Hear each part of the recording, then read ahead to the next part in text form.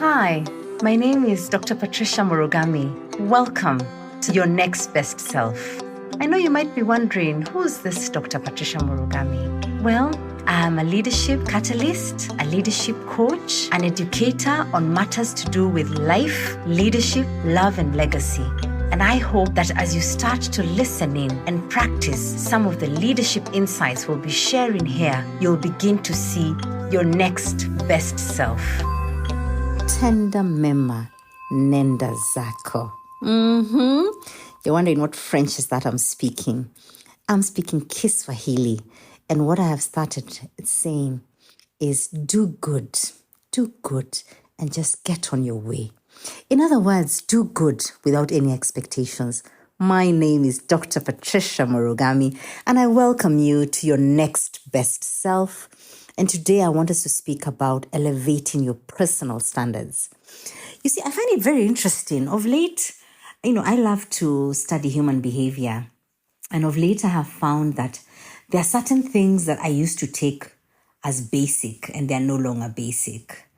I think the idea of making assumptions is an area that I have to work on.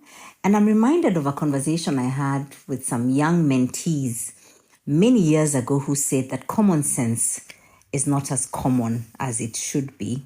And maybe we should call it rare sense.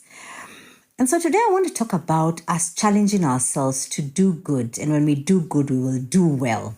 Actually, that's one of the mantras around sustainability and the ESG agenda. And we're finding that if you can actually ask yourself about your standards on 4 levels, and these we call our rice school P's, the first P on a private level, private. And when I say private, just think about those decisions you make in private that you don't even need to tell anyone else. So the decision to wake up on time, the decision like I have to read 100 books and to read 15 minutes every day. I haven't told anyone, well, I've told you guys now, but really that personal decision to take good care of yourself, physically, mentally, emotionally, socially, spiritually, and even financially. It's that coin, it's that pound, it's that dollar, it's that euro that you spend and say, it's just one, but it adds up. So think about your personal standards, your personal standard when it comes to your private standards, private, and see whether you can do good even to yourself. Because I have found Stephen Covey's comment that private victories translating to public victories are very powerful comment and powerful statement. And it's true.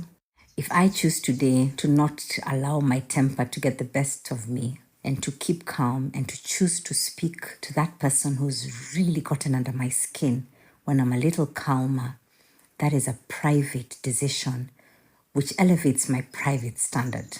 Okay? So the first area I want you to think about is private standards. The next piece is personal standards. And a personal standard usually relates to your family, your close friends, those commitments that we make to them that sometimes we meet and sometimes we let them down. So what are your personal standards to your family? We have now rolled into November. I even can't believe how this year has sped past. And for many of us, you're probably having school holidays in some systems. And for others, they're getting into closing up on their school term in the next 6 to 8 weeks. And the thing here is maybe you make a commitment. I remember one friend of mine just telling me how she now realized she better stop making those commitments. She would say, I'll be home at this time and we'll walk to the gate and we'll play a game. And children don't forget. In fact, I think children's memories are just incredible. They don't forget and they have a very high sense of justice. And so when she would get home late because she chose to honor a more public, professional standard as opposed to the personal standard, they would be like, Mommy, why didn't you come on time? We've been waiting for you. We've been peeping at the gate, looking outside the window for the last 2 hours. And she was mortified and I dare say heartbroken because the next thing the children said is, Mommy, we don't trust your word. You lied to us. Even as I say this, I think many of us have been in those shoes where we say things in a personal space, we commit to return that call, to see that person, to follow up on this. And I'm not perfect as I share these ideas. I also struggle in these areas. But because I struggle in those areas does not mean I can't also shed some light. Perhaps this can also help my accountability in terms of how this podcast also help me grow and help the ecosystem grow. Then the third level is the professional standard.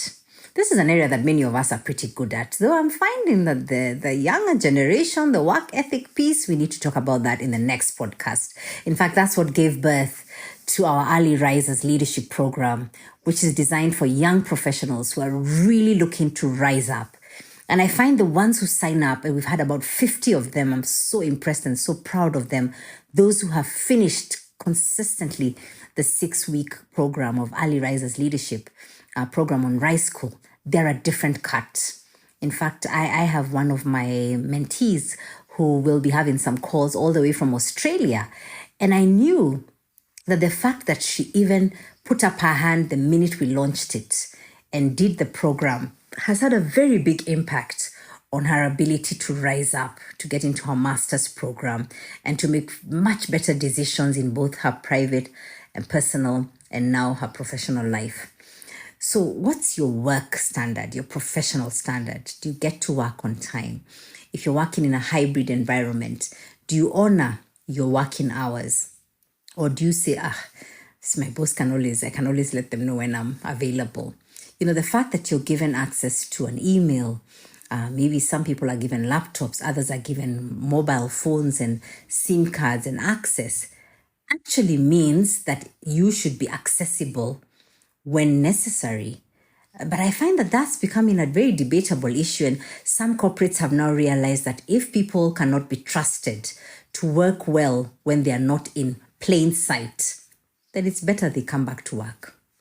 Initially, I thought that was a bit harsh, but what it's doing is that it can easily dilute the culture when people are working from far and they don't see the clients, they don't see each other, and human beings are made for connection.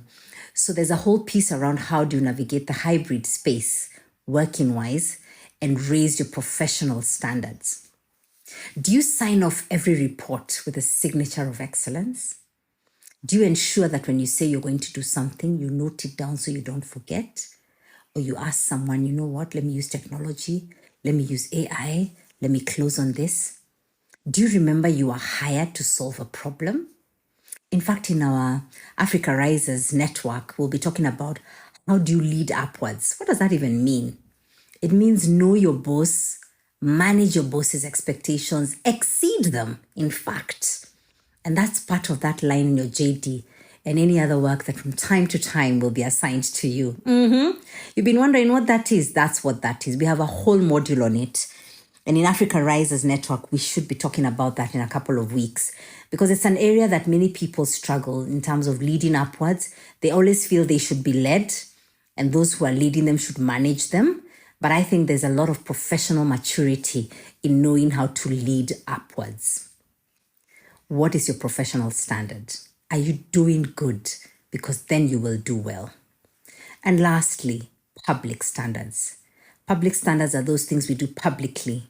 You're in the car, you're overlapping. You're in the car, you're hooting every few minutes. You're in the car, you're screaming out profanities. What's that about? It's about emotional maturity and emotional agility and the ability to manage your triggers.